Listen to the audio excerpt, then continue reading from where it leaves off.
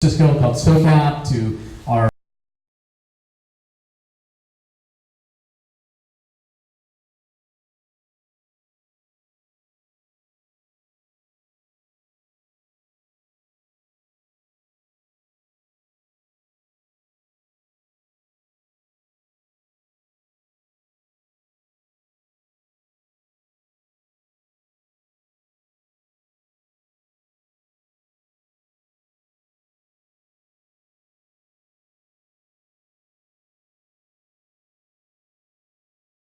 in this town and in LA as well. So if you get a chance afterwards, talk to Brian about what his plans are. There's great entrepreneurs that work here during the day. They do some really cool events during the week and during the month and during the year. So seek that out. I'm a huge fan of Expert Dojo. And then lastly, before we get into the agenda, a good friend of mine, has become a really close friend. He owns this phenomenal taco place called Chica's Tacos. In my opinion, it's going to be, in fact, Chris, we were not just voted best taco in LA? You were. There you go. Best taco in LA. Very, very objective survey. He was gracious enough to donate his time and his staff and his tacos for this evening. So they have 2 stores right now. They're scaling out to another 4, including one in Culver that opens when, Chris? January.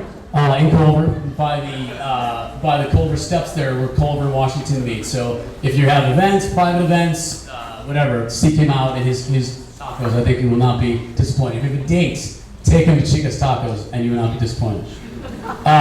Okay, so the question I always love asking. Love you guys. Thanks, Chris.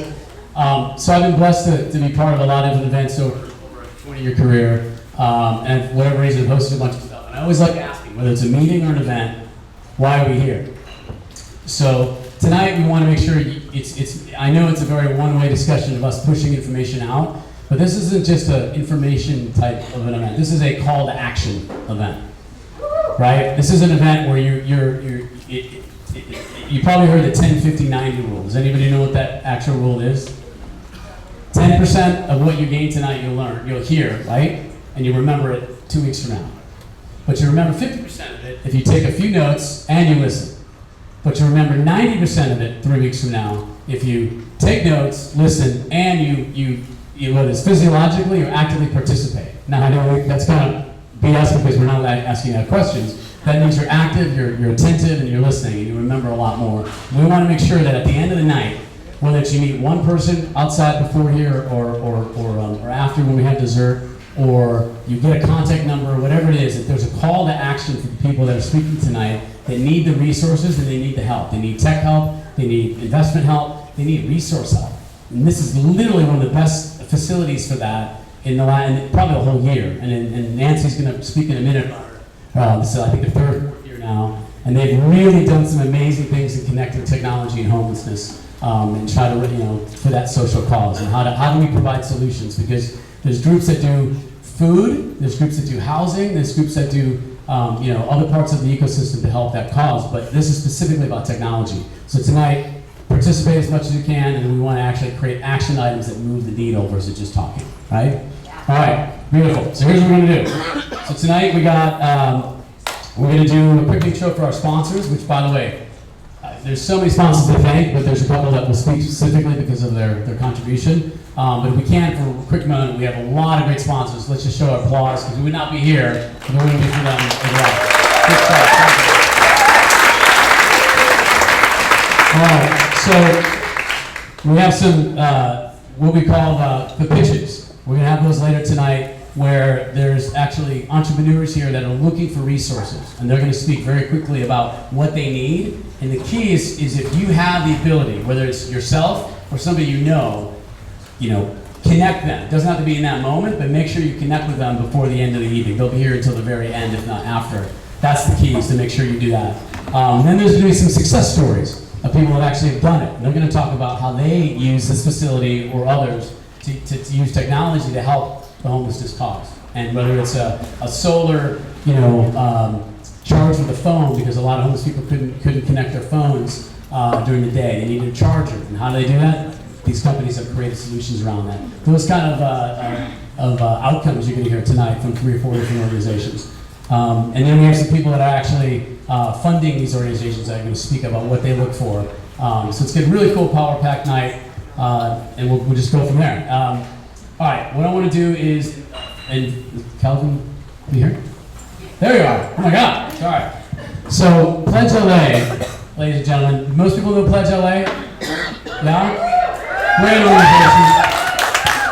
It combines the resources of Annenberg and the city of LA and Garcetti's office, as well as the plug up for the city. Got to do that.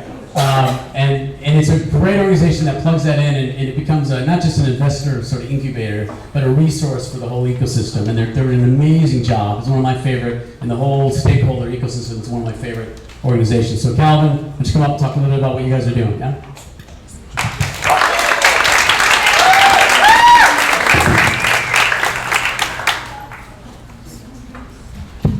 Great. Good evening, everybody. I'm Calvin Self with Annenberg Tech, and on behalf of the Annenberg Foundation, it's my great pleasure to welcome you all to this important evening of conversation action, tech, and homelessness. So in case you're not familiar, Annenberg Tech's aim is to increase access and opportunity across LA's tech sector. And one of our large efforts, which Kern mentioned, Pledge LA, is a coalition of now nearly 200 venture capital firms and tech companies that have committed to increasing diversity, inclusion, equity, and community engagement as part of their business practices. And by taking the pledge, they're really seeking to make Greater Los Angeles a model for this work across the rest of the nation. Now, it's no secret that affordable housing and homelessness are one of our region's greatest challenges. And just earlier today, near the intersection of the 110 and 105 freeways, the Annenberg Foundation launched the construction of Isla Intersections, a new community that will provide 53 affordable residential apartments for people who have experienced homelessness. With 10 of those specifically reserved for military veterans. So let me tell you a little bit about this space. It was designed specifically to be completed in 12 months instead of the typical 18 to 24 months needed for multifamily spaces. And it features a unique, innovative, community-oriented design. The units will be constructed from shipping containers that are interconnected by a low-speed shared community street and surrounded by a living lung, or a lush landscaping arrangement and tree canopy designed to help purify the air and reduce local pollution. So this development is one of the first projects in the very first wave of HHH funding, but obviously so much more work is needed to address the scale of this crisis. We know that.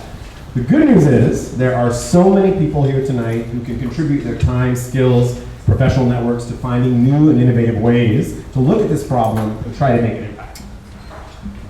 Hopefully, as Kern said, by gathering here tonight, sharing our ideas, and becoming more visible to the communities in which we're all operating, we may be inspired to start showing up at local hearings, supporting affordable housing initiatives, and to make tech a much more vocal part of the grassroots problem solving that requires participation from each and every one of us.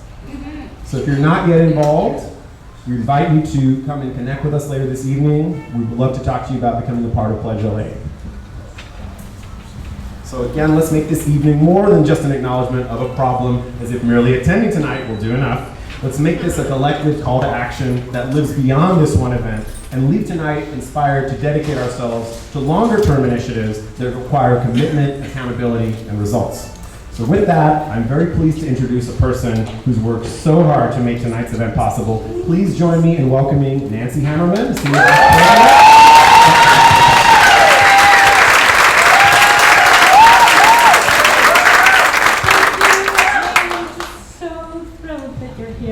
Humbled, I'm amazed. I came up with this idea 2 years ago. I started Googling tech and homelessness, and I was like, why am I not reading anything about tech and homelessness? I don't get it. Some things are going on in San Francisco, but what about LA? Aren't we the center of innovation? Shouldn't we be doing something? We've got the largest homeless population in the nation. So I talked to a few people and said, hey, how about doing an event around tech and homelessness? And they all kind of looked at me like, what? So I said, what the hell? I see entrepreneurs every day of my life. They're incredibly pushing it. I'm just going to go for it. I'm just going to push it. So here we are, we had close to 200 people sign up tonight, and I'm just overwhelmed. Thank you for being here. We have an amazing lineup of incredible speakers. Before we start, I just want to give a quick thanks to all of our sponsors. Please give them a round of applause.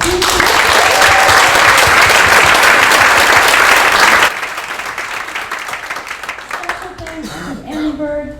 Great to work with you, Calvin. Thank you so much.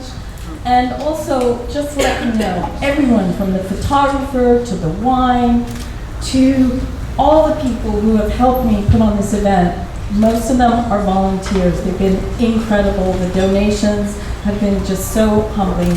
So thank you very much to all of you for making this possible.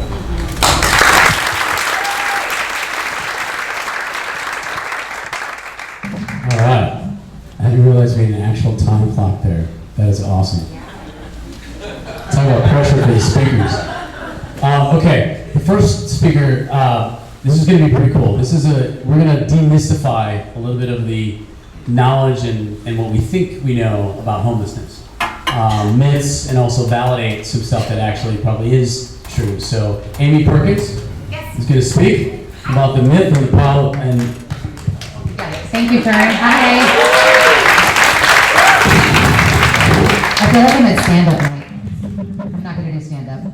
Hi, I can't believe all of you I really thought that I was here and y'all were here for something else. Like, I'm shocked that this many people are here. I am so happy. Please, I will give you my card. If you want to help, I will help you help.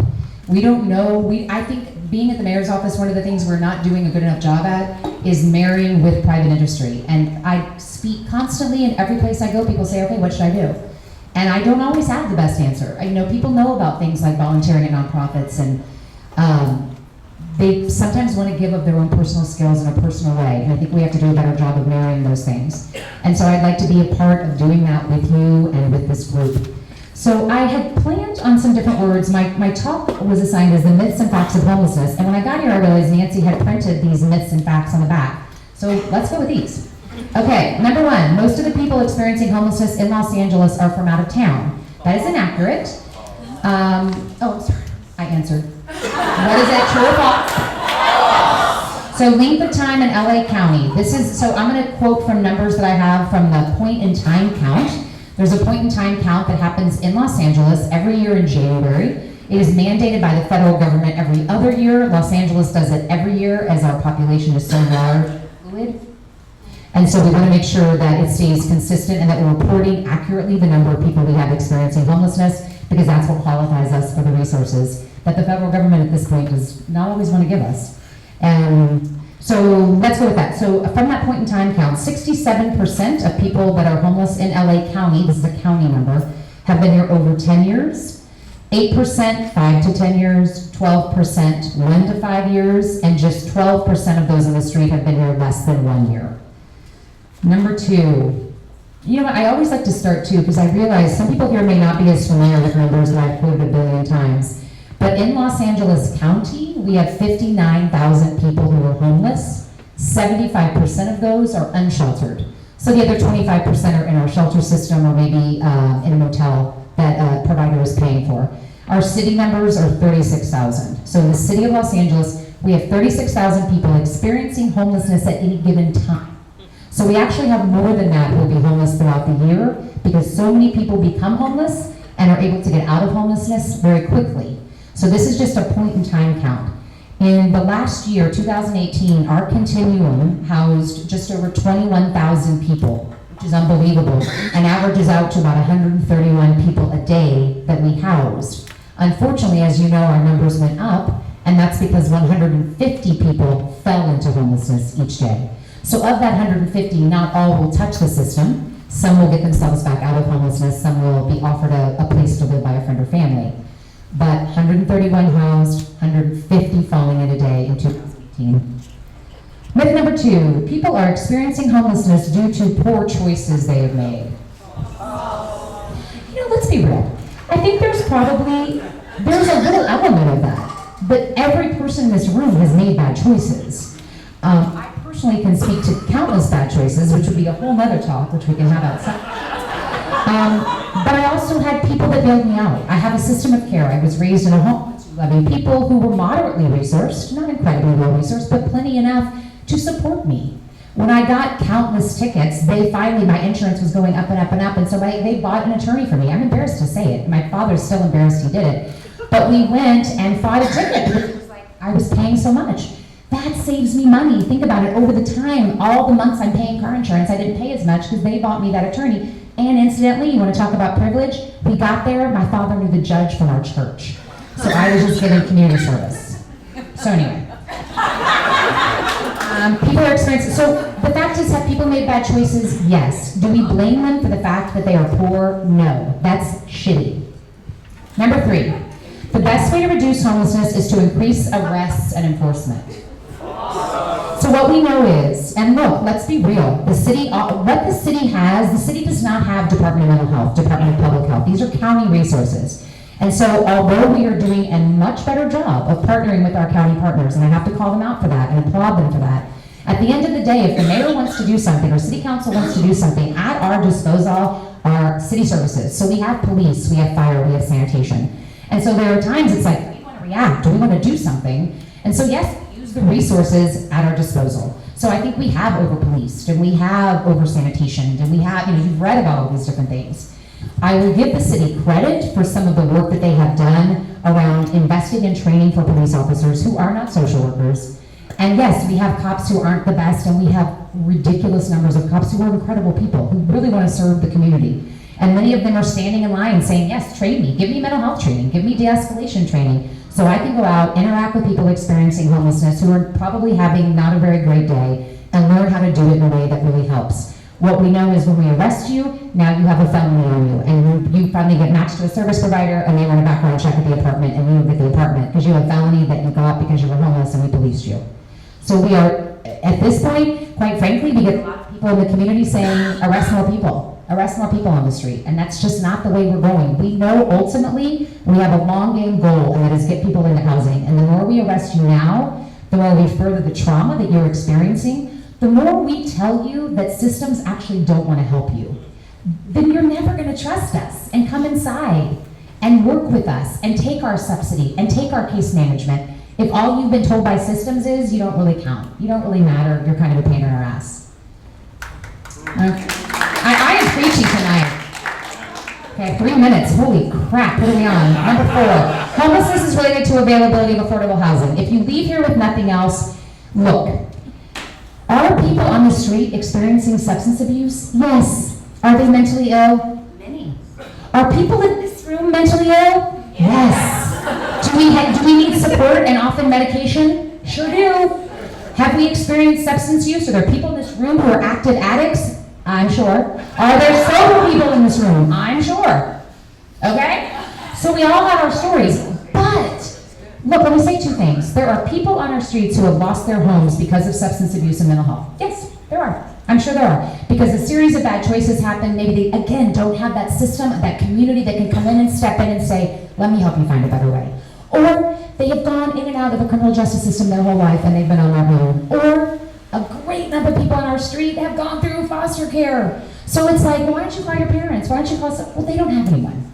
And quite frankly, they may have lived a life of trauma that you cannot judge them. It makes you a terrible person because they have dealt with trauma that I have hats off that they are still upright.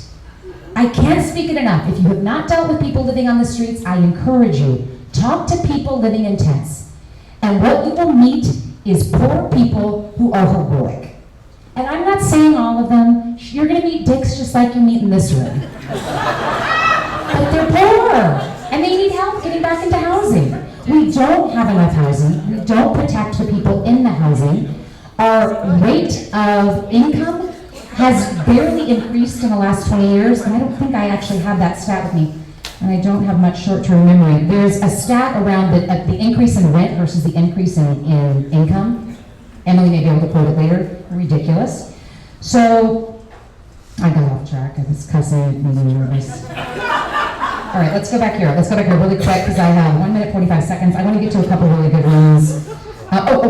Voting on, number 8, voting on local measures to provide funding for homelessness services makes a difference. Overwhelming. me obviously, look, Measure H is funding all the services, and Proposition HHH are helping us build these buildings. Can I also just say, should Prop HHH be cheaper? You can probably argue yes. Are we working so ridiculously hard that I'm headache constantly? Because we know we need to expedite how quickly things go through our city departments. That is true. We also know it is incredibly expensive to build in Los Angeles, and that is not unique to affordable and supportive housing developers. What I also want you to know that I hope you'll tell people is, if you hear about a unit from HHH being $550,000, you, the taxpayer, are paying $140,000 to $150,000 of that from Prop HHH. The rest is being layered on from the developer from additional funders. Okay, 1 minute. We could end homelessness in our lifetime. I don't know. What is it? Yes. Yes. Yes. You know, sometimes I go up and down on that. I'm really happy for this room all said yes. I'm really happy that the room all said yes. Because honestly, and the mayor believes yes, we sit in rooms with him constantly, he's like, we're gonna solve this. And you know, what I know is, let me say this. We have to build more. We have to relook at how we do planning and zoning. Please familiarize yourselves with that. I have learned so much since being here. Let me tell you one simple thing, because I have 12 seconds. I think this is really incredible. We have 88 cities in the county of LA. So there's only so much that the city of LA will get all this, it's like, okay, look, we're willing to make these changes. But the second you step over into Beverly Hills or Santa Monica or Culver City or Covina or one of the other 88 cities, they can plan and zone and enforce and arrest and lock up and sanitation as much as they want. And the fact is, we do know that does impact the city of LA, because people will come in because we are trying to be more humane and more kind. And we are trying to change our planning and zoning so that we can build high rises for people, especially on thoroughfares. You know, in certain cities, like, I shouldn't say it. Certain cities, they build high rises, and in those high rises, these are on major thoroughfares, so say Wilshire, Santa Monica Boulevard, you can put businesses in those buildings, but you cannot put residential housing. So they're building all these businesses, woo, and generating all the tax dollars that come with that. But then the people who work there have to come into LA, because we allow on our major thoroughfares, all these tall buildings are accessible for residential. This is a planning issue. This is a zoning issue, and it impacts us every single day. So get involved with local government. Okay, I'm gonna say this then.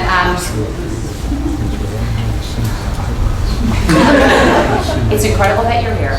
I want you to know that the skills that you have, the people in social services often do not. Some do. I know a woman in here, Beth Lazar from LA Family Housing. She's a social worker, and she has your brains. I don't have your brain. I don't even know what to ask you for, because I don't know what you can do. I'm a social worker. I do really well at 10. That's where I'm most comfortable and, quite frankly, most effective. So you have to tell me what you can do, and I'll tell you what we need, and then we have to marry that. I want you to feel like what you're doing matters, so that you'll keep doing it, because we need you. I can't overstate that a lot of our providers, God willing, can barely email. I'm not kidding. They don't have any sort of quality accounting programs. They don't, I'm thinking down here, the simplest kind of crap. Y'all are up here. So we got to meet in the middle. Please let us use you. I cannot believe this many people are here. Thank you for caring. And the last thing I'm going to say, sign up for everyone in the way. Show up at events and say you support supportive housing. Show up at events and say you support bridge housing. And last I will leave you with is get to know someone on the street. If you want to change the situation in our community, consider the people on your streets, your neighbors. Look at them. Do not be afraid. I do not walk by a person who is homeless without greeting them. And I have yet to be, well, maybe I've been yelled at, but I've been yelled at by house people too. I have yet to have anything violent happen. I just have a connection with the person who, quite frankly, was really grateful for it. All right.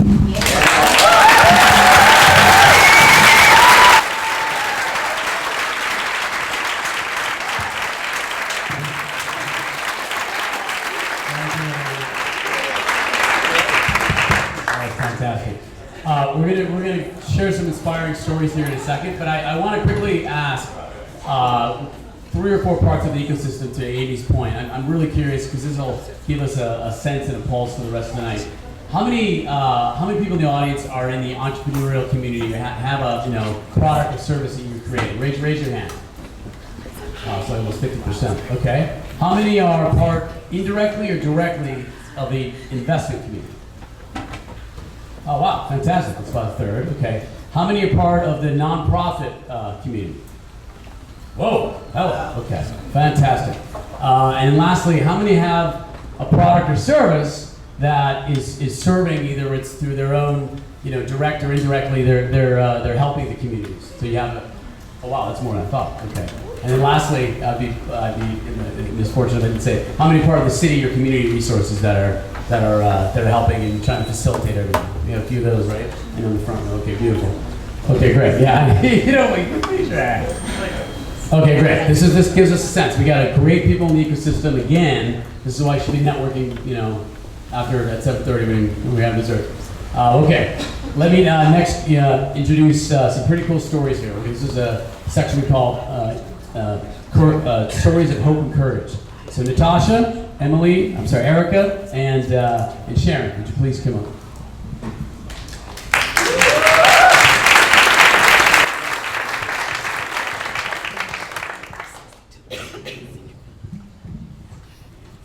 Hi, can you all hear me? Yeah. Okay, hi. Exactly what Amy said. It's amazing to see so many people here this evening, and thank you to Nancy for putting all of this together and for all of your alchemy. It's a really amazing thing. Amy, something that you touched on, we are here to talk about coding, mentorship, and breaking the cycle. Something that you touched on, which I think is really important, is a lot of the people that are newly falling into homelessness, it's a result of lack of income. It's because the rent keeps rising and the income does not. And there is, because of a lack of access or a lack of education or a lack of circumstances that you and I were fortunate to grow up in a home with two parents and income and all of that, that you simply didn't get to go to a college to get yourself on the track so that you could get yourself onto a way forward in life. It means to make income. It means to keep up in a city that is outpacing a huge number of the people who live here. And the people who do live here, they're from here. I am not from here, but many of the people that we see out there on the streets every single day, they are from here. So one of the things that we're here to talk to you tonight about is what can happen when tech companies get together with nonprofit organizations who recognize technology as hi, sorry, I'm seeing really familiar, friendly faces. Hi, Helen. We're here to talk about really what happens when the tech company gets interested in what can we do. And not just interested, because I think the tech community as a whole are by nature disruptive, by nature problem solving, by nature are moved to see a problem and figure out, like, okay, so how do we fix this? But what happens when you get together with a nonprofit organization such as my own? I work for St. Joseph's Centre, and I run the educational vocational services there. One of these programs is the Code Talk program. It's a web technology vocational program for low-income women, for underserved women, for women who are or have been homeless. So what we aim to do is we're looking for talent out there that has not had access to give them skills and education tools and a way forward. And we're doing this in partnership with tech companies, not least of which SnapLink, who actually Natasha is here representing. And they fund the program, but they also help us in very practical, very meaningful ways. They provide mentorship, they provide curriculum consulting, they work with us to make sure that the work that we're doing is effective so that when you graduate from our program, you can actually get a job. So I want to just let Natasha and Erica introduce themselves, and then we'll do some questions. Hi, I'm Natasha Weinstein. As Sharon mentioned, I work for Snapchat. During the day, I lead the global developer community for augmented reality. So your flower crowns, your dog ears, your dancing hot dogs is actually a technology called AR, and we have a global network of people building this kind of tech, and that's what I kind of do day to day. And then I've also been involved with Code Talk since 2017. Hi, my name is Erica Odom. Thank you everyone for coming out tonight. I'm a project coordinator at the Honest Company in Playa Vista, and I am a recent graduate of the Code Talk program. I graduated in January of this year.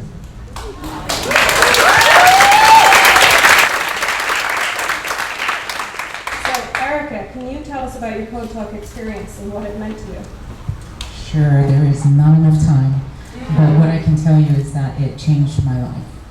And I showed up at Code Talk desperate and lost, a lot of bad choices, sober, recovering from substance abuse, and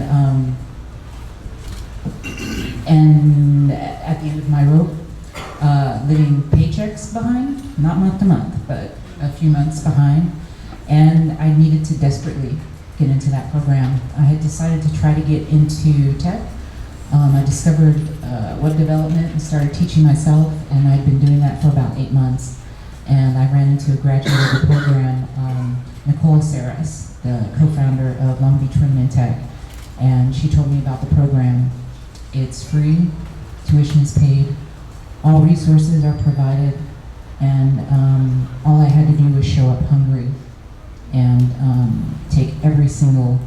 There's nothing that I left on the table at Code Talk because I recognized that it was an opportunity. It was that hand I'd been looking for. It was my lifeline. And all I needed was for Sharon to say yes and let me in. And she did. And it's one of the hardest things that I've ever done. I slept 4 to 5 hours a night, 5 days a week, worked at night. And a lot of people showed up and helped me because for the first time they could see that something mattered to me. And they could see that, that somebody had taken a chance on me. And I really, really needed that. That's what I needed. I really needed, and I was ready. And in May of this year, I'm gonna call her out, Joanna, from the Honest Company. Can you put your hand up? That's my boss.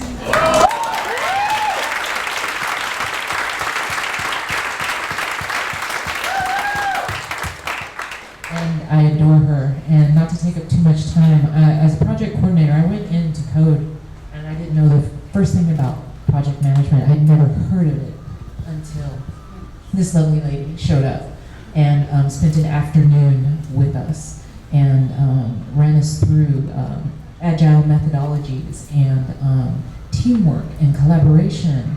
And I remember just being overwhelmed and like, and in May, I managed to get an interview with Joanna at the Honest Company, which I wouldn't have even popped up on their radar without this program. And I'm taking up too much time, so thank you.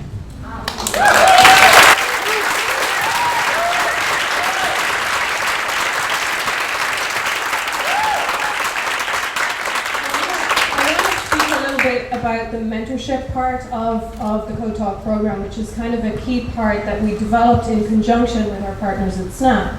Natasha, you've been a mentor how many times? 3 times. Can you tell us a little bit from your perspective, like why get involved with the mentorship program, or what it was like and what you got from the experience? Sure, yeah. So the mentorship program started in 2017, and I had actually just started at SNAP. Truth be told, I think they hired me sooner than they needed to.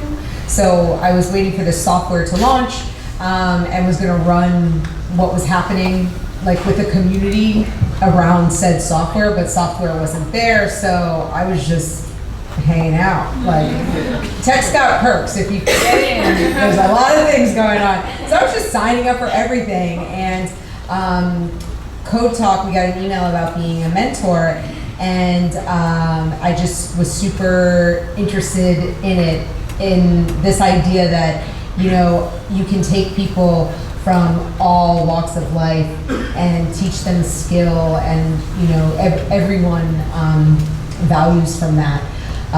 As a person who feels like I didn't really belong in tech, imposter syndrome, hello, but that like I sort of stumbled in on it. I felt called to participate in the program, and what was great is it's described as a coding boot camp. So initially I was like, oh, I'm not an engineer, like maybe how am I going to be helpful? But I went anyway, and it was great just to understand that like really the women need a hand, they need support, they need to talk through things just like everybody does, and that was really it's gotten much more structured now to some degree. But yeah, I think early on it was just, meeting with people, and it was interesting what Amy said before, there's all these like notions of who's homeless, why they're there, and all of this. And like my very first mentor or mentee was a woman who had a law degree, and she had worked in different kinds of law, and it's this whole like the world is not kind to people who trip and fall, and once you're down, it's hard to get up. And it was just amazing to be having these conversations and understanding her background and seeing like, how there are really all these skills that are very applicable, but you don't necessarily tie that all together. And it was just great. I feel like what I was able to offer was, connecting like, actually this is super relevant in tech. Like I have a journalism degree that's no more relevant than a law degree. And I found that every time I mentored is that in some ways you just have to like realign. It's like, actually, working at a movie theater and dealing with customers is very much a skill you need in an office space. Like dealing with personalities is a skill everywhere. You just got to market that different, So I just really enjoyed being able to take these things that I had learned and be able to kind of apply them and show that like, tech, I think there's this illusion of like what works in tech, and just kind of like pushing back on that a little bit and being like, no, like there's a place for you as well. Yes, absolutely. I think one of the things that we've identified is that tech is one of those sectors that is actually open to considering people for opportunities who are from non-traditional educational backgrounds or who have a different kind of experience than the kid that went to MIT. That is not a requirement for you to work and not just work, but succeed and excel in the tech sector. And so, what we're really looking at here, and I think Natasha pointed out it, is we got together with a company who was willing to try with us and to try out and to pilot things and to say, okay, let's try this mentorship and see how does it work. How do we get a bunch of engineers to work with women who are dealing with homelessness, who are coming to class every morning from the shelter, who have been through domestic violence or who are recovering from substance abuse or whatever it is, but where they are at, they're looking for the next step. And we need partners. We need people who are willing to not necessarily see exactly how it's going to work out, but who will walk beside us as we figure it out. So this is really critical. Why programs like this have a chance at existing and flourishing at all is because tech companies are willing to say, right, well, we don't have the evidence for this product, but let's build a prototype. Let's actually see how we can make it work. Let's learn from our mistakes and then move forward.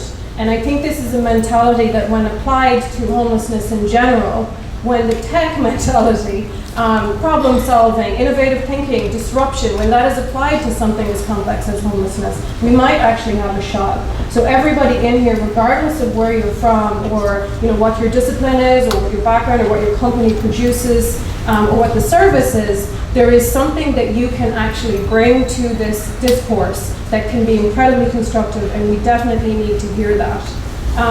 So I want to speak just a little bit more about the program itself and what it is kind of to go through this. Like, make no mistake, this is a job training program.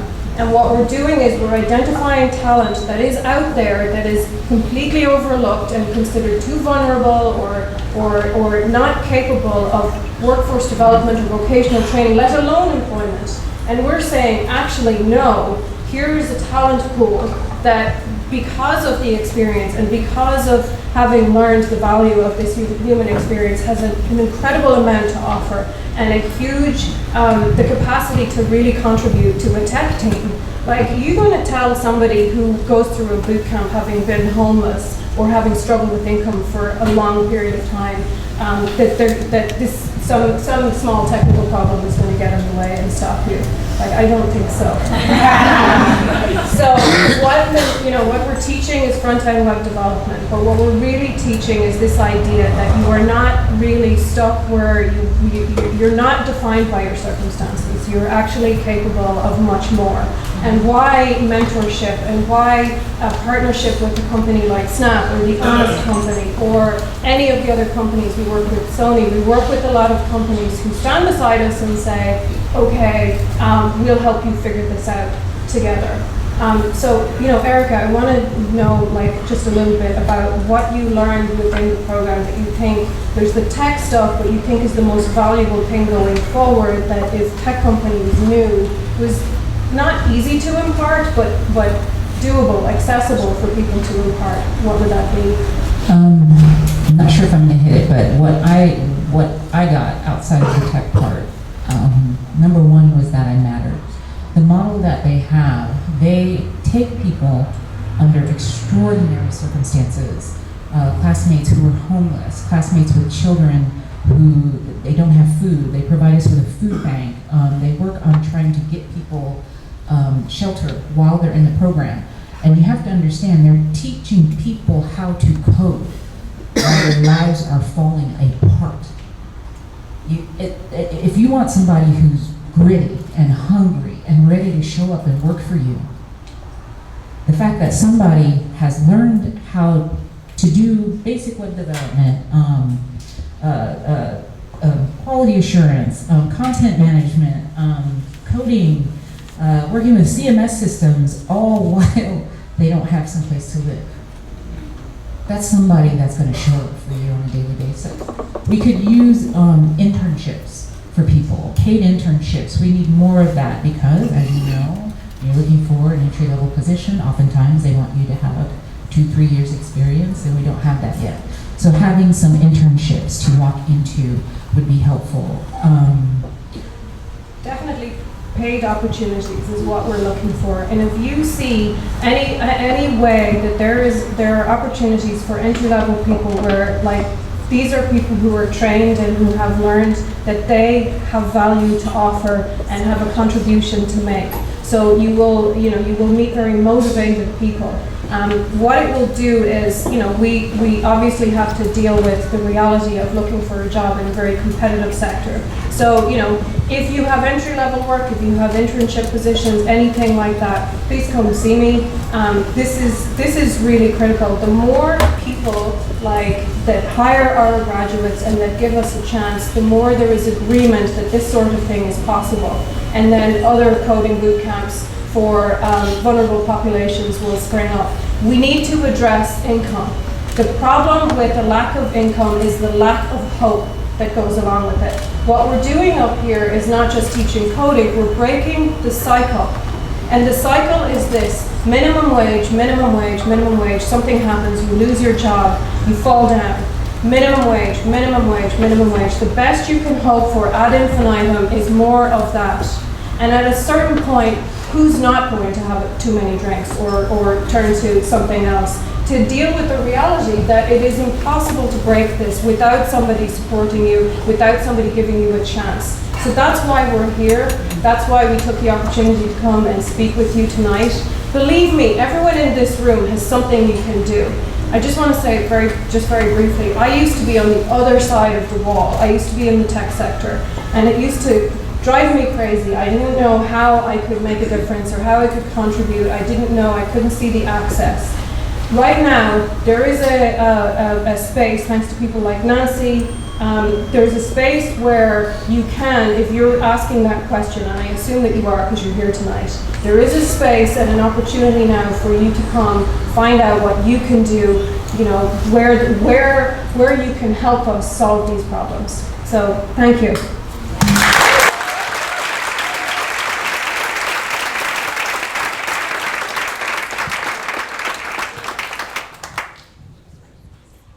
Fantastic. Very, very powerful stories. Question, are there actual developers in the audience today? People that actually do coding, yeah? Absolutely connect at the end of the evening. And another question, I'm curious, who has actually worked directly with the homeless community? In other words, they've been out in the streets, they've talked to the homeless. Fantastic. Got about 20, 30 people. Okay, great. For those that haven't, I want to quickly invite you to an organization that's doing engagement at a deep, deep level with the homeless community in December. Some of you may know it. It's an organization that I happen to be a proud member of called the Giving Spirit, where we give actual survival kits to the homeless and they're everyone on the streets over a 3-day period in December. And we assemble these kits. About 1,200 people that help out, but if you're interested in something like that, come seek me out and I'll give you the dates and all that. It's a really, really powerful couple of days. You can bring your kids, you just learn more from them than they ever will learn from you.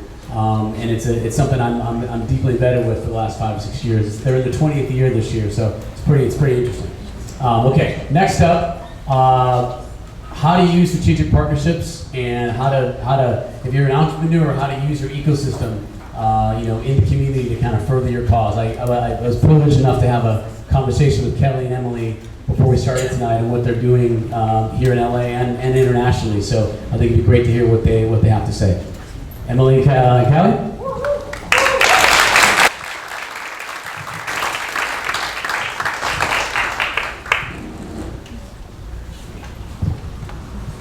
Hi everybody. Thank you all for being here. Thank you, Nancy, for putting this together. And I'm very happy to be here for the second year in a row. I am going to take out notes just because it's been a very long day. I'm going to do a little intro and then introduce Kelly and talk about how we met. So my name is Emily Meta-Cantrum. I'm an associate director at Safe Parking LA. And we operate 8 safe parking programs in the city of Los Angeles. A safe parking program is predicated on a very simple fact. The first night that you are homeless in Los Angeles, you will sleep in your car if you have one. A safe parking program activates existing parking lots during the hours that they are not in use to provide a nighttime parking refuge available through an application process with a security guard so that no one bothers you while you sleep, a restroom for you to use with safety and dignity. And so you can wake up in the morning, drive off that lot, get to work, take your kids to school, or get to the appointment that will ultimately lead you back into housing. At Safe Parking LA, we've really benefited from the support of LA Mayor Eric Garcetti and the support of the Office of Budget Innovation, and public engagement. And that's where I was able to lay out this logistical problem that we had. So like Amy mentioned, most of us nonprofits do not know where tech will solve our problems. So we have to get in the room with people who have those skills and can help say, what's really going on. So when we opened our first city-owned property in June of last year, anyone coming onto that safe parking program would have had to have a current vehicle registration with the California Department of Motor Vehicles before entering the program. And this excluded many of that first cohort who were short the $150 or $200 it costs just to renew on an annual basis. So that's when the mayor's office introduced me to Kelly Kimball of V2. So Kelly, tell us about V2 and how you saw how you could help in this problem. Yeah, we've my company, we have it's way more time than we've got here. But at the end of the day, we register. We're a public-private partnership with the state, with the Department of Motor Vehicles. We came up with a strategy to create a more efficient way to register vehicles. 2008, we had a recession. The state needed to make money. They decided to make what we do, which is such a gift. So now we title, and if you've gotten license plates lately, we do 73% of all the cars in the state of California, we do 100% of all the cars in Oregon, we're throughout the country. We just opened up our first office in Belfast, Ireland. It's growing. This little thing we started in a broken desk, several years ago, has grown to be something pretty significant. And we've been very blessed to be able to have this success. So the question is really, what do we do with it, right? And when they came to us with this problem, what an outrageous problem to have. You have to pay registration once a year. Once a year, you have to pay the entire year's worth of registration, or you need to feed your children. Which one are you going to choose? Right? It is a tremendously difficult decision to make, because if you don't register that vehicle, they can take your car away from you. And if you're living in that car, if that car is your home, the bureaucracy the regulations that we have, the system we put in place does not acknowledge you as a human being. And then you park that car outside on the street, because where else are you going to park it? And you get parking tickets. And now you can't register your car because you can't afford the parking tickets, and you can't pay for the registration because of the penalties that are accruing, year after year after year. And all you're really trying to do is feed your children. And these people have jobs. They have one job, they have two jobs, but they can't afford housing in LA because who can? And now they're stuck in this sort of cycle where they can't pay for the registration, they can't pay for the tickets, they can't meet the bureaucratic requirements put together by the state and by the city and by the county, who are also at the very same time trying to solve this problem.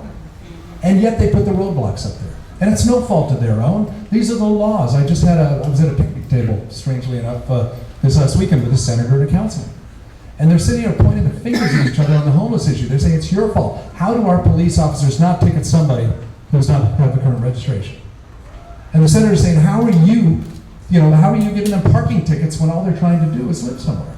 And they're pointing the fingers at each other. And the reality is there's nothing they can do about it. But we can. Okay, my company actually registers vehicles for a living. So when Emily approached us with this ridiculous problem, I mean, honest to God, why don't you let them into the parking lots first and give them the services to pay for those issues so that we can keep them safe first, because that's at the end of the day, that's what we want to do. Don't make them pay these thousands of dollars in compliance fees and government taxes and fees just to get them safe. I mean, that is just not a rational way of thinking, but that's the way our bureaucracy thinks. And it's not any individual, it's not any politician, it's not the mayor, it's not the governor.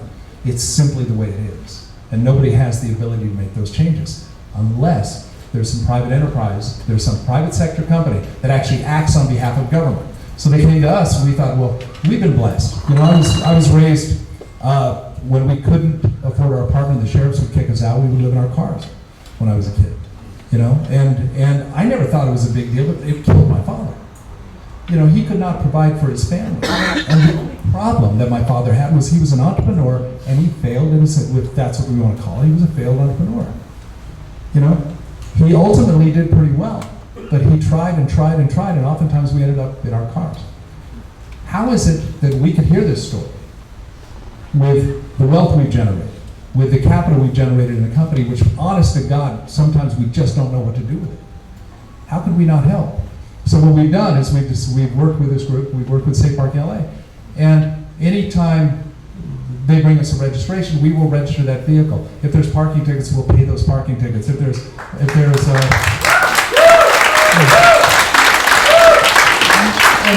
you for applauding, but you should not applaud that. This is just human. If you've got money laying around, spend it and help make somebody's life a little bit better. We were able to convince the state of California. We can, through our ability to get into their, what they call the green screens, the DMV's computers, we can actually forgive all of those previous, all the penalties, if you just let us. Well, they can't do it themselves. You can't go into a DMV and stand in line for 3 hours, because that alone is a social justice issue. And you can't actually sit in front of that window and have that person make the decision. They're not allowed to make a decision to forgive those penalties, but we can. And so they gave us the permission to do it. So we've now, how many people have we got? It's, I think almost 70 people, and I think maybe $25,000. And here's the problem, 70 people got help, but there's 10,000 of them out there. And we are willing to do every one of those 10,000 if we could just get to them, if we could just just get to them and just get the word out. And we are working with government, and we have a very strong public affair. The governor will be at my house for dinner. He wants to stop by. I'm kidding about that, please. Not about the governor being there, but one of the things we're talking about is pushing legislation that will actually ease some of these incredibly burdensome, rules and regulations. If you are homeless and you have a car, what is it going to cost the state to give you 3 years pass while you get on your feet? It's a drop in the bucket. And the biggest problem we have in the state of California, from a political issue right now, is a homeless issue, is a lack of housing.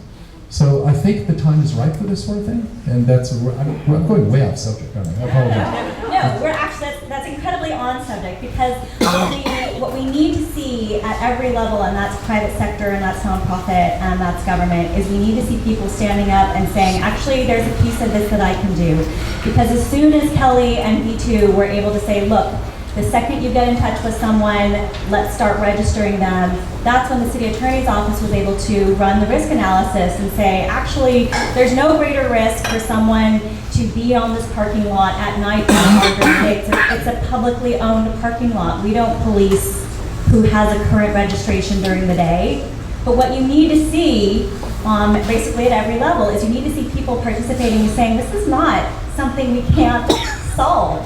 And so as soon as we got connected with Kelly, that's when the city dropped the requirement. This is now, this registration benefit is something that Safe Parking LA is able to extend to every safe parking operator in the city and the county. So thank you to Kelly and B2 for never saying no to anyone we've ever sent over to them, ever.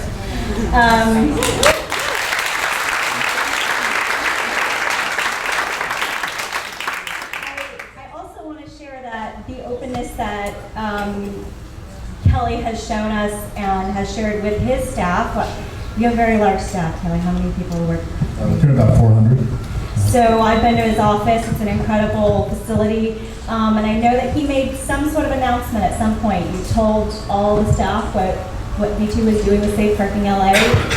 And then we got a call from some of the staff who wanted to volunteer. And some of those great tech people, started with a UX designer, reached out and said, what else can we do? So we are now getting an incredible benefit of having a safe parking, stay safe app. It's for our guards to check people in every night. It fully integrates with all of the software that we have. This totally streamlines and makes our lives easier. And again, when I had gone to the mayor's office to say, how do we get the bill changed at the state level for with the DMV? I'm asking for a very literal thing because I don't know what technology can do for our organization, and so I had no idea that what do you call it, eGov. Thank God I'm married. E-government was going to be the answer for some of these things, but I'm incredibly grateful that this is the way that we actually are going to solve so many of our issues. It's not asking for tech to do the things that we know require human interaction. A lot of it is getting tech to solve the things that we need at a nonprofit level that we really wouldn't know to ask for. So again, I'm incredibly grateful, Kelly, that you need to step up. And what would you say to the audience? What would we say to the house community to really look at our resources in a different way, or to think how can we participate at a higher level? Well, I think I've heard some of the speakers so far, and it's actually I'm very humbled to be in the presence of a lot of the folks that are here. I'll tell you this: we as a company, our culture is there's very few people in this room, including myself, that didn't need a second chance at some point in our lives. We didn't need a second chance. If you go to and I speak to college kids a lot, I speak to a lot of folks, and I always look at the room and I say, somebody in this room, there's 2 or 3 people, if you just get the right idea and the group together, there's $1 billion in this room somewhere. And I found that if you go to you look at the homeless community, with my business, I almost had to sell my home. I almost had to, when you're an entrepreneur, it is a desperately lonely and difficult journey. If you're a real entrepreneur, that's an addiction. We were just talking about this earlier. It is a desperately lonely journey. There are entrepreneurs in the homeless community where you put a couple of those together, there's $1 billion worth of ideas. Callie Gilbert was telling me she's published 7 books, 9 books. I apologize. 9 books. She's got a film company now, and she was homeless for a year in San Francisco. The talent in these communities is endless. It is endless. And I'm telling you, it is selfish to give them a job, because you give somebody a second chance, they will work their ass off for you, right? They will be so grateful for the job and the ability. They just need someone to believe in them. And you give them a job. So the business people in this room, it is. I'm telling you, you're not doing them a favor. They are doing you a favor, because they're the best employees you'll ever find, because you believed in them, you've given them a second chance. And it's true. And we do this quite a bit. The other thing I'd like to say is that if you are I will tell the investors in this room, there are great disruptive, and we talk about disruption in a way, we just throw that word out, but there is no bigger community and no better sort of area that can be disrupted than the homeless community. All right, there is an ability to truly disrupt what's going on there, because the dynamic is that we have, in as much as the homeless population is not being serviced by the government, okay, it's not being serviced by laws. It allows private enterprise to step in and make that change.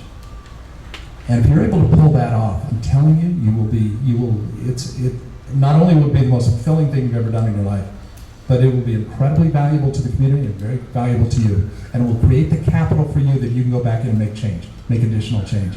Disrupt the homeless issue. And you will create generational wealth, not just for yourself, but for everybody in that community.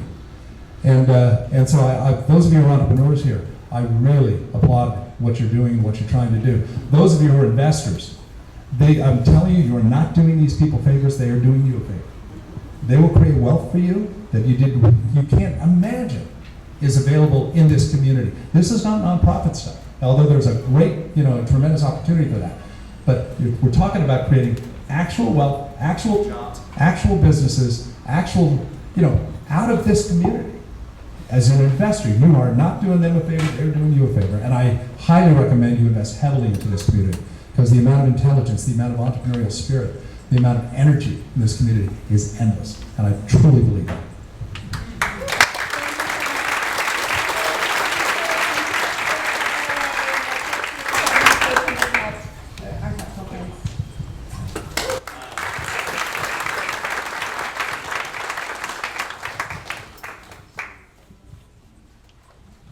All right.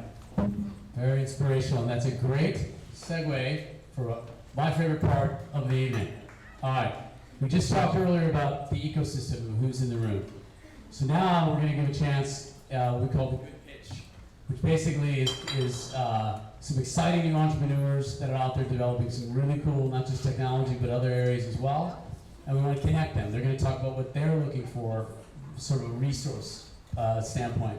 So this is your chance to kind of, you can raise your hand, but obviously you want to keep it contained, and the key is to seek them out afterwards as a resource allocation, right? So that's the key here. It's considered as a non-silent auction, so to speak. Okay, so first up, Michael. Beautiful. Let me give you some. All right, and everybody's got 3 minutes to kind of tell what they need. 3 minutes. Staring at it. I should look this way. Thank you for the opportunity. This is such an inspirational group, and I want to thank Nancy for the opportunity to present to you the Caring Connection, which is a passion and hard to sum up in 2 minutes and 51 seconds. But what we do is provide access to hospice care for individuals experiencing homelessness. And as I belong to, as many of you, some past groups on homelessness, and have looked at the continuum of care, what I found is nobody's really talking about end of life. And the 1,000 individuals who died on the street, who died on the street in hospitals or in shelters last year. And obviously feeling that that's unacceptable, I started to take a journey to say, we could be better than this. And because I had a philanthropic background, went to 2 foundations who provided a planning grant and crisscrossed the nation looking at programs that are addressing hospice care for the homeless. There's only a handful, so there's not too many, and it didn't take me very long. But ones that I found were really establishing hospice homes, and it's taken them a very long time, and I'm not a very patient person. So I thought, there's got to be a better way than taking 3 years to do a capital campaign to raise money to build a home dedicated to providing hospice care. I think that's a great long-term strategy, but in the short term, what I found out is that there's a lot of surplus of beds, either in boarding cares, assisted livings, skilled nursing facilities, and why not leverage those beds for these individuals? There's no need for us to sort of reinvent the wheel. those beds exist. And so what I did was started to go to the hospitals, who's feeling the pain. And I know we can all talk about the social ROI, but there's a financial ROI, and that's with the hospitals with either in their ERs, with hospital readmissions, with lengthy inpatient stays.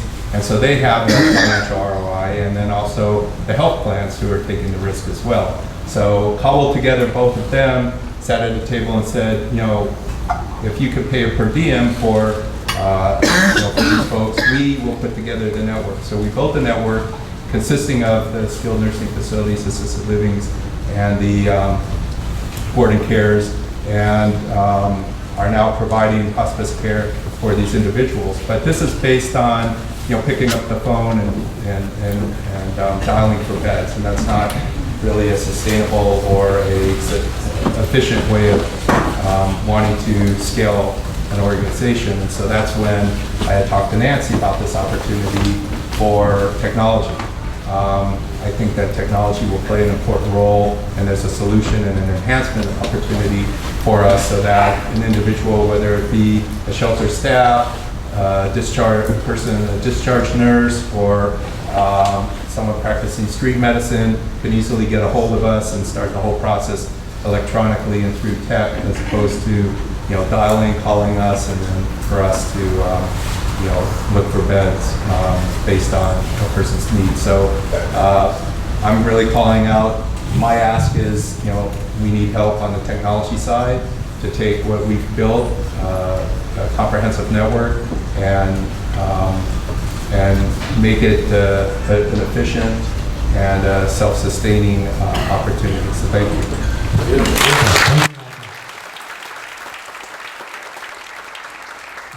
When I asked for software developers earlier, I know there were probably a dozen people that raised their hands, and I also met a couple health tech investors. So seek Michael out afterwards for sure. All right, next up, Ample Labs. CJ? Where's she go? There you are. All right. First off, before I start, I just want to say thank you to Nancy. I'm super grateful to be here. Coming from Canada, Toronto, it was a wild ride. I literally had 3 coats on me, and as I got here through the layovers, progressively went down to my t-shirt too. So nonetheless, I'm super grateful, and I know that I'm running out of time. So my pitch is, I'm the founder and executive director of Ample Labs. We're a tech nonprofit. Our mission is to empower people facing homelessness using technology.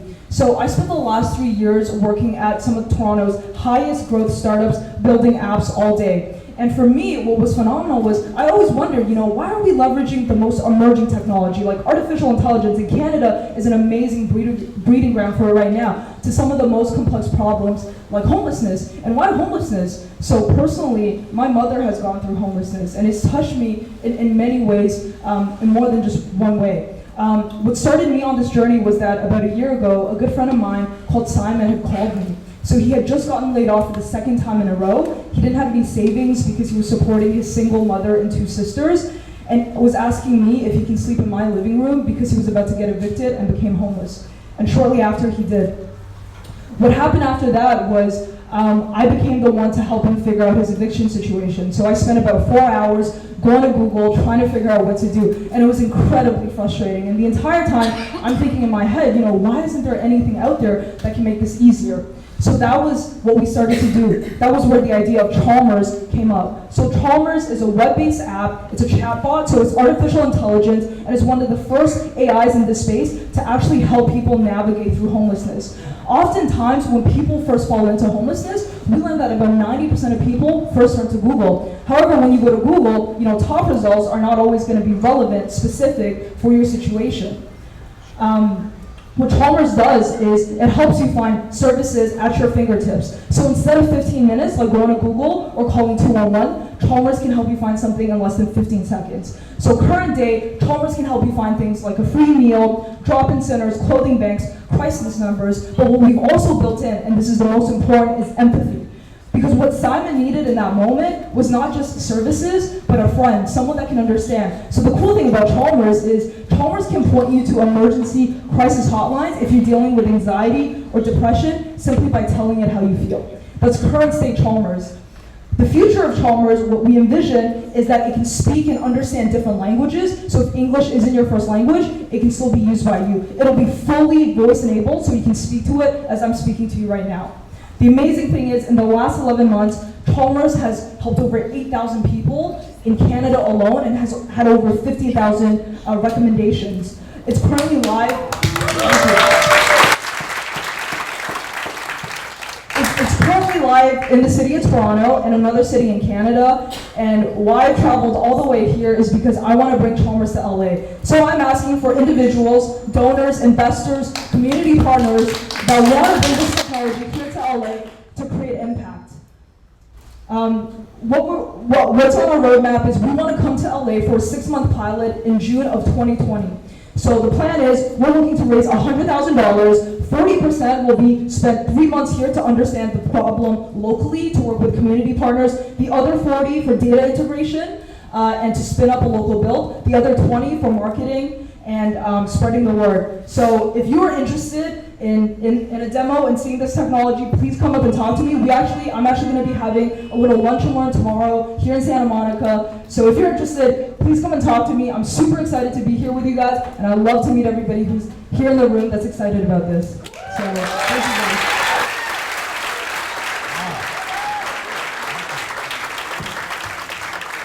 I didn't know Canadians had so much energy. Love it. All right, next up, Jonathan Samaritan. Where's Jonathan? Is he at the bar? All right. Here you go, brother. Yeah.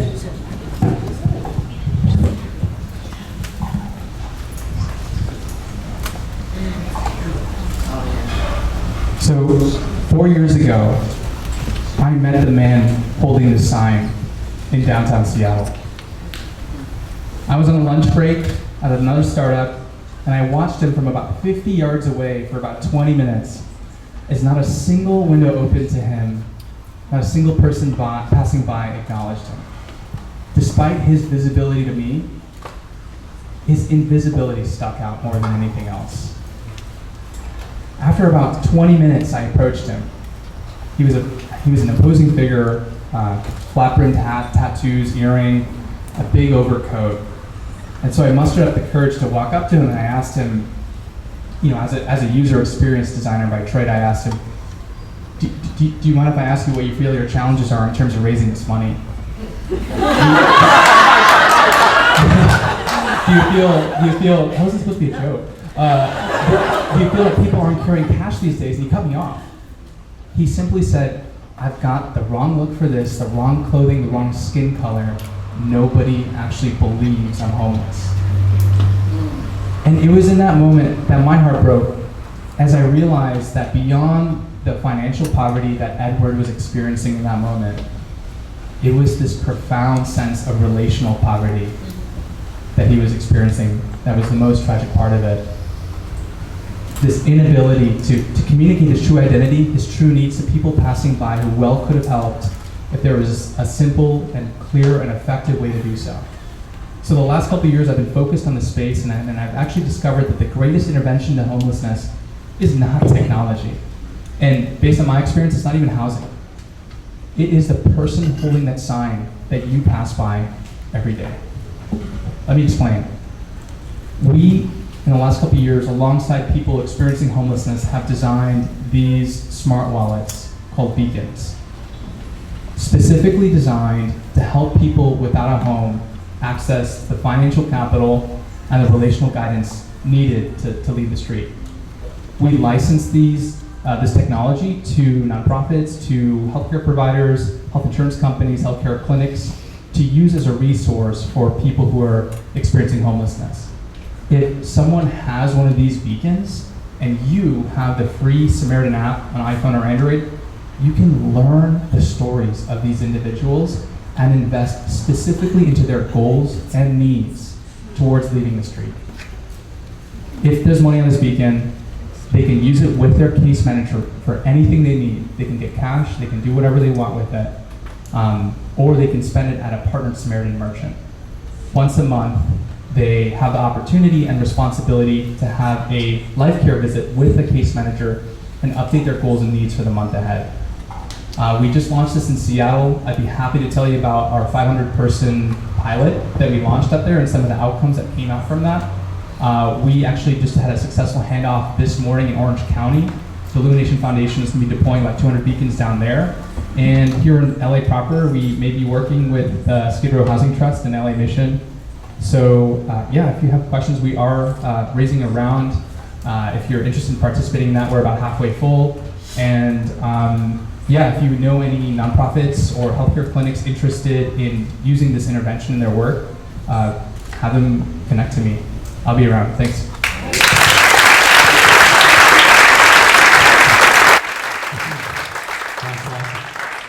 All right, last up is Mel.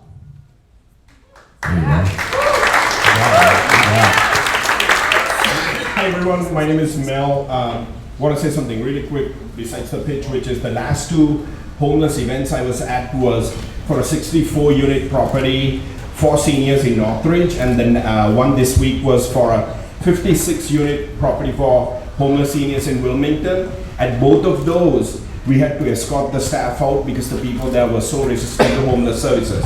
So what I'm basically saying is, thank you for being here. Be proud of being willing to help the people who are homeless. Give yourself a round of applause. You know, honestly, my pitch is not that different from CJ's. I operate 18 shower sites in the whole of LA County. Last year, I was in South LA, and a person approached me when they heard I do showers and asked me, where can I get a shower today? Here. Any of you know where a person can take a shower where you live, where they can get a free meal, where they can get clothes? Most people don't. And that's why we created this app. It's live right now on Android and iPhone. It's called the Hope Navigation Center. It's really simple. It's geotagged. If you need meals, clothes, a haircut, you just click on the button and it tags you to the closest place. Now, we designed this for homeless people, but what we realized was we have thousands of outreach people in the county of LA who doesn't know what's available 10 miles from where they work. This is going to be a game changer for those people, because they're going to come across people, and when they're asked a question they don't know about, they're just going to look on this app, click on what they need, and they're going to be able to refer them to the closest possible place. We're looking for funding, we're looking for people, even if it's a company who's interested in doing content management for this app with us. So if you're interested, let me know. My name is Mel, I'm from the Shore of Hope. Thank you.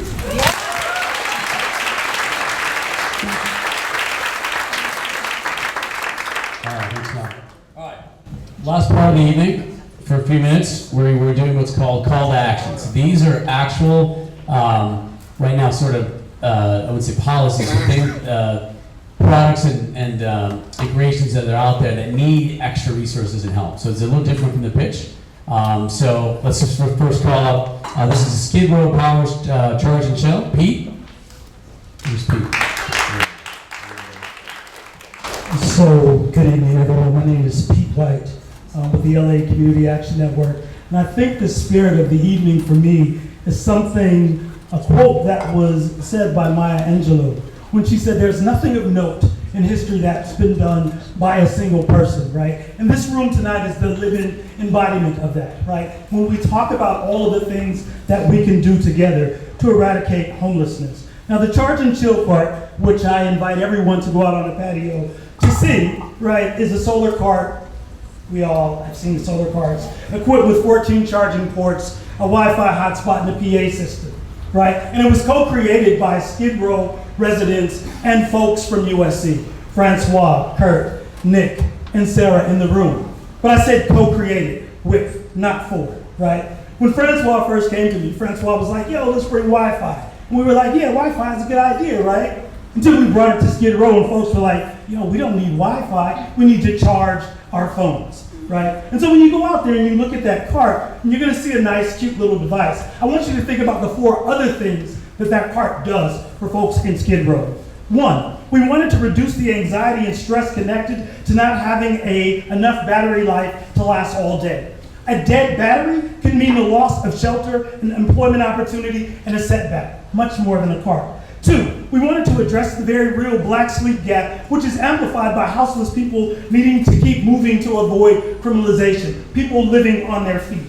3, we wanted to ensure that community building opportunities are presented in a multitude of ways in which to bring community together, to talk, to build, and think about new innovations and technologies. And 4, we wanted to stop the practice of businesses in downtown Los Angeles discriminating against poor customers and oftentimes charging them to charge their devices. So much more than a cart, much more than solar technology and batteries, it's around building community and bringing people's health to them. The ways you can support: lend your expertise, build with us, not for us. 2, donate equipment. 3, donate funds. Each cart costs up to $2,000, not including labor. Thank you for your time.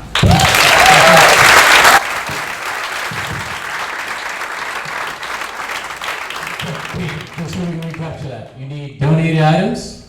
So we need equipment, expertise, and money. Expertise, money, and geez, I'm blanking, sorry. So we need parts. We need Parts, expertise, and we need money. and need money. Got it, okay. Beautiful, thanks. Next up, Andrew, Safe Place for Youth. Hello everyone, my name is Andrew Gutierrez III, and I'm from Safe Place for Youth right here in Venice. How many of us have maybe lived with a roommate or a friend? Okay, keep your hands up. How many of us maybe have lived with a family member? Okay, right? That's the majority of us. So what we do here, what we've developed at Safe Place for Youth is called a host home program, where young people who have experienced homelessness are able to be hosted by a community member anywhere between 3 to 6 months while they're connected to our support services and our education and employment, while they're able to either receive a job, get an internship, or locate a unit of housing, right? Many of us, just like Amy had mentioned, some of us have support systems where if we maybe have tickets or if we're sleeping in our cars, we have someone to rely on. Not all of us have those support services. So this host home program is really a community-based intervention that allows folks to step up and open up their homes to host a young individual. Something that was missing from tonight is talking about youth homelessness. And we've talked about 59,000 people in the county are experiencing homelessness. But what we also didn't mention was actually transitional age youth. Folks between 18 and 24 are the fastest growing population right now who are experiencing homelessness. So this type of host home program is actually a prevention that allows young people to not experience chronic homelessness later in life. What we are asking right now is for folks to open up their home to host a young person for 3 to 6 months while they're connected to our support services. We're also asking for folks to donate things such as toiletries, bedding, things that folks need while they move into their home that maybe we don't need anymore, that you can donate to a young person. But what we're also asking is for tech folks to help me develop a system or a platform or an app that can connect young people to host families for them to be able to connect. Just something like a Match.com or maybe a Tinder or some type of other platform that will allow folks to swipe left or swipe right, to be able to connect. Our young people are really the future, and we're talking about Snapchat. Thank you so much, Snapchat, who's actually one of our partners and has donated $1 million and has also donated our showers. Thank you so much, right?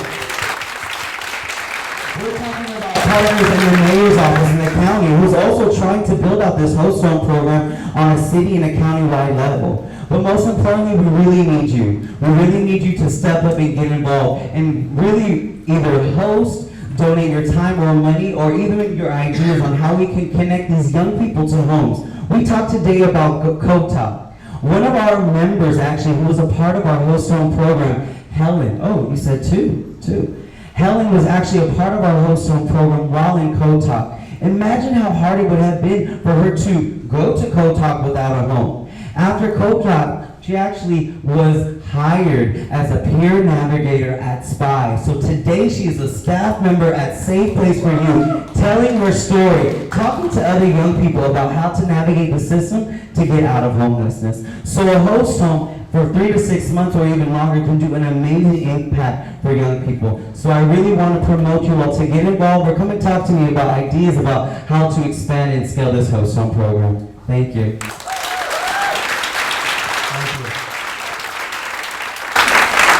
Next up is an organization you probably know, or all of us know quite well, Salvation Army. Lieutenant Chris.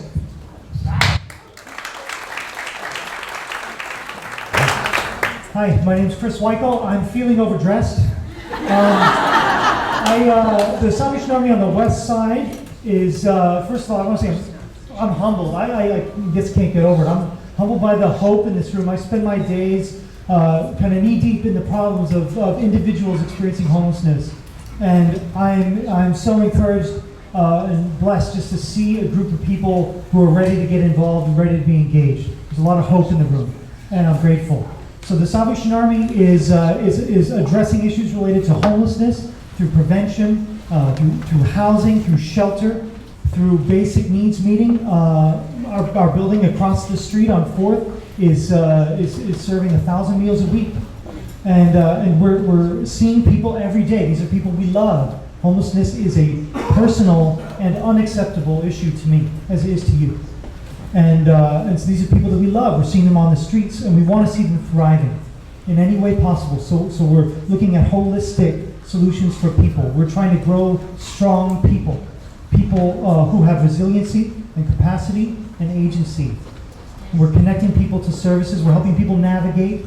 We're getting people connected in every way. So we're providing a place where people can belong, involved in a healthy and safe community. So we're doing a lot of work in a lot of different areas. I don't have time to get into it. It would bore you if I did. But there's some ways to get involved. You can visit the website tech+homelessness.la. You can click on it says commit, which is a great word, and you can purchase a solar-powered power bank to charge people's phones, literally putting power in people's hands. You can do that. That's an immediate way you can get involved. Another way you can get involved is to connect with us, either on our website or just talk to me right after.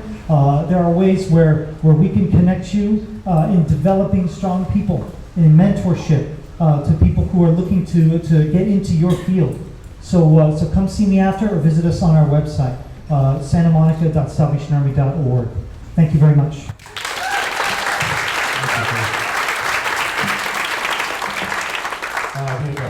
So before our main organizer closes the evening, two really quick things. Did we get a lot out of this tonight? Yeah? Really? Good lordy. Civic Innovation Lab cat. My bad. So apologies. We've had so many of these.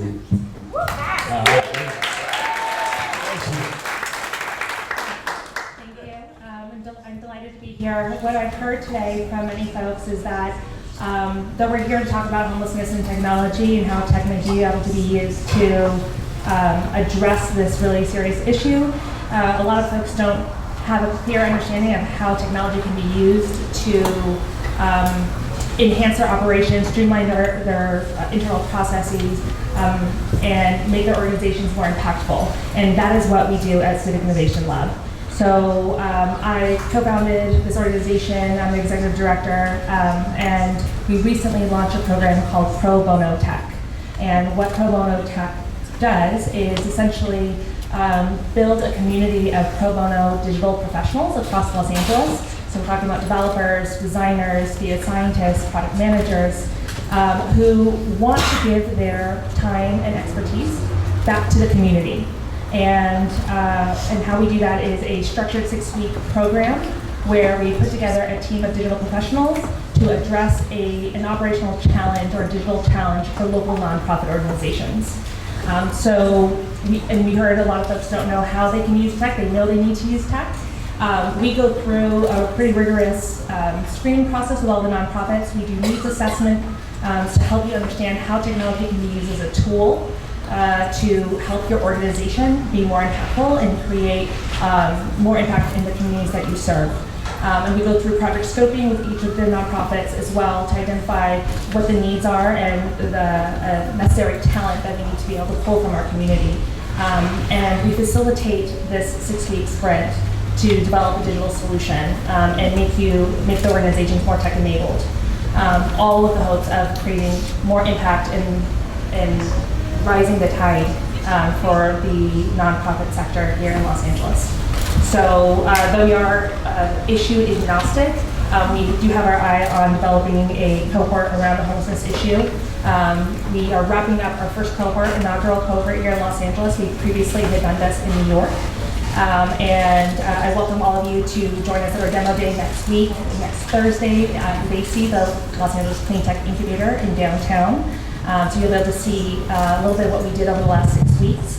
And we will be launching another cohort this spring. So here's the call to action. If you are a digital professional, if you're a developer, designer, data scientist, product manager, digital marketer, I encourage you to go to our website, civicinnovationlab.la, and apply to be part of our pro bono community. If you are a nonprofit, I encourage you to learn more about our program, apply to be part of our cohort so that we can match you with a group of digital professionals that can help you and elevate your organization. And for the investors and funders in the room, we are currently looking for funding for our spring cohort and our programming for the 2020 year. So if that is of interest of you from an in-kind or financial support, please do find me after the program.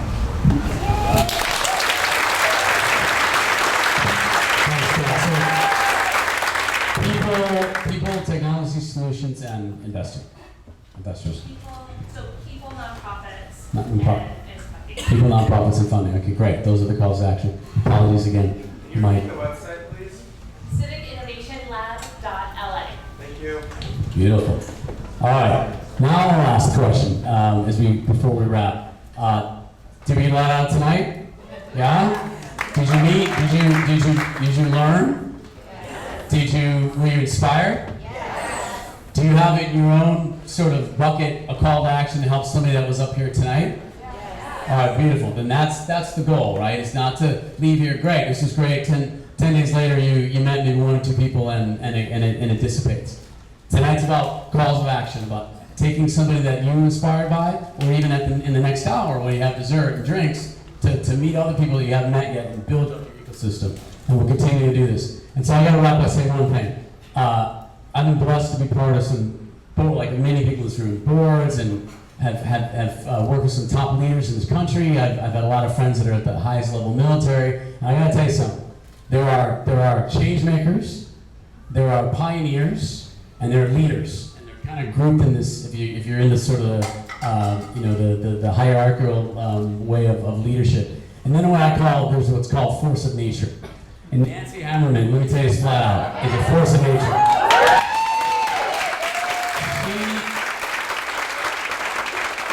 She put together a board of some people that are doing some cool things, but the reality is she did most of the work. She put together 200 people, and there's collectively all are listed here, but this is a large portion of this her community. She put investors and nonprofits and governmental employees and entrepreneurs and technology people all together to create this ecosystem. And again, as you know, I think many people here are part of this community to help eradicate and solve some of the solutions to homelessness. She's doing it, and she's a single force of nature. So one more round of applause for Nancy. Bring her up here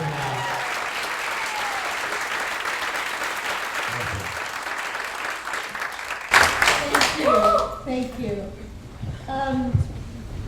If you haven't figured out something to do tonight, there's another thing you can do. You can shop, okay? So we have Gifts for Good and the Giving Keys. If you haven't heard of them, they're 2 amazing organizations. Go shop, okay? And then in the meantime, for those of you who want to put their business card in this glass bowl, quickly add your business card now, because you will have the opportunity to win something from the Giving Keys or Gifts for Good.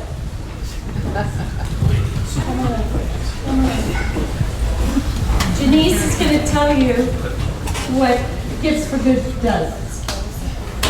Hi everyone. So Gifts for Good, we only sell good gifts, but we sell good gifts that give back. So every gift we sell has a measurable impact.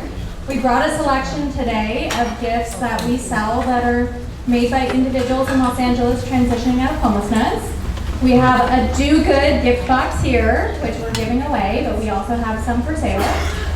That creates over 2 hours of employment right here in LA. So we focus on corporate gifting, gifts that can be branded. So we want to take that corporate gifting budget that everyone has, and we just want to turn it into a budget for good.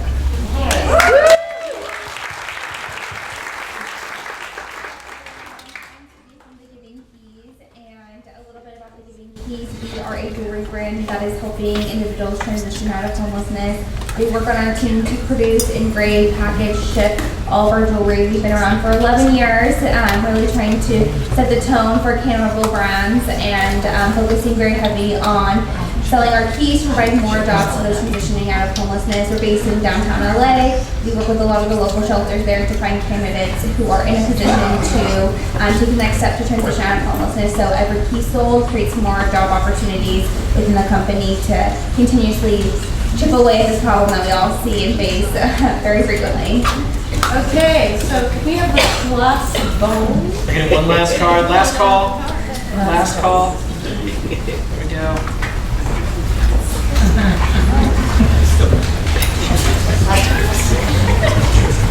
Last chance. Okay, so Janice is gonna pick the first one.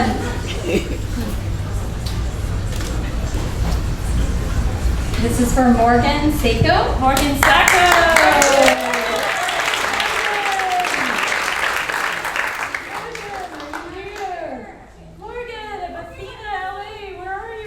Must be present tonight.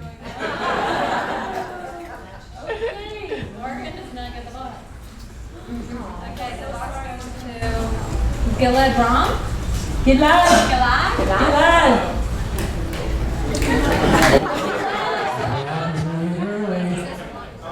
Oh, there he is. He got the bar. Gilad, tell me what you do. And he told me at the beginning of the evening, he said, I'm very shy. I don't talk to people. Very surprising because I was just talking about that outside. So I am the founder of One. We find missing dogs automatically using the same beacons that we talked about earlier. And the beacons interact with your mobile phones. And how do we get more mobile phones out there on the streets to help us find our missing dogs? Which, by the way, in LA County, it's a huge problem. Homeless people, they have phones. And they can use their phones to help. Instead of being that faceless, nameless person out on the street, they can help us keep our most, our cherished family members with us. And eventually, we can reach a point where we can actually pay them to install that app on their phone and help us keep our dogs with us. And they can have a face and they can have a name and they can help. So that's what we do.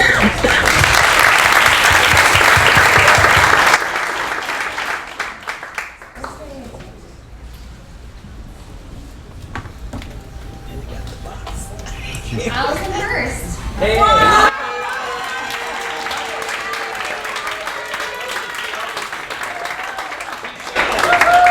Oh boy. Allison is a force of nature.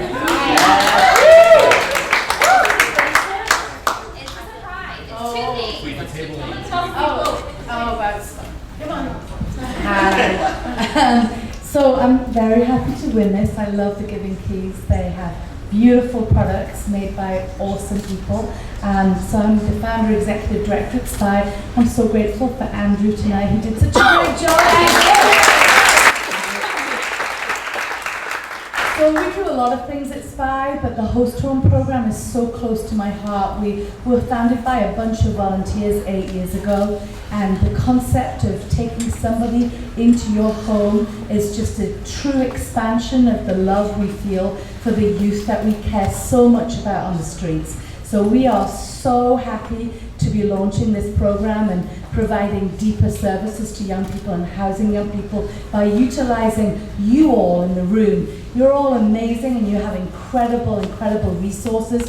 We'll never build our way out of this crisis, but we have thousands, if not hundreds of thousands of spare bedrooms that we could utilize tomorrow. And I call you to action to step up and do something.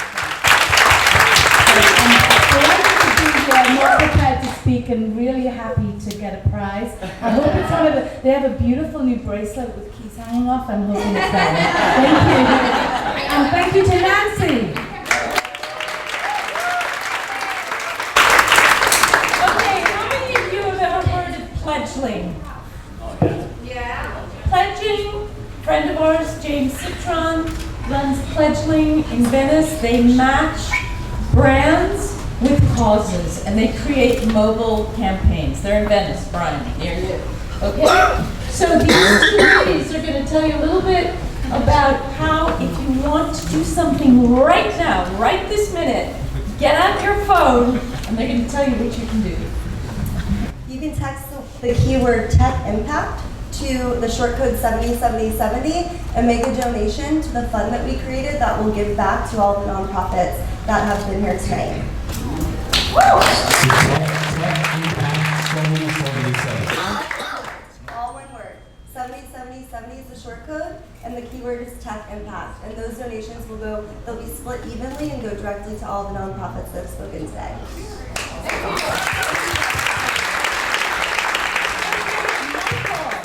Michael Martin, Stacy Cumberbatch, Ellen Sloan, Michelle Raphael. Come on up, come on up. I just want to introduce you to these incredible people who have helped me for the last 4 months put together this program. I mean, they've been so patient with my pushy, naggy emails and my conference calls, and many of these people I actually didn't know that well, and Kern, where's Kern? Our amazing MC. I met Kern through an entrepreneur, Dinah Gerard, who has a company, Magic Dates, and when I told her that I was trying to do this, she said, you have to meet Kern. So I want you to give a round of applause for her.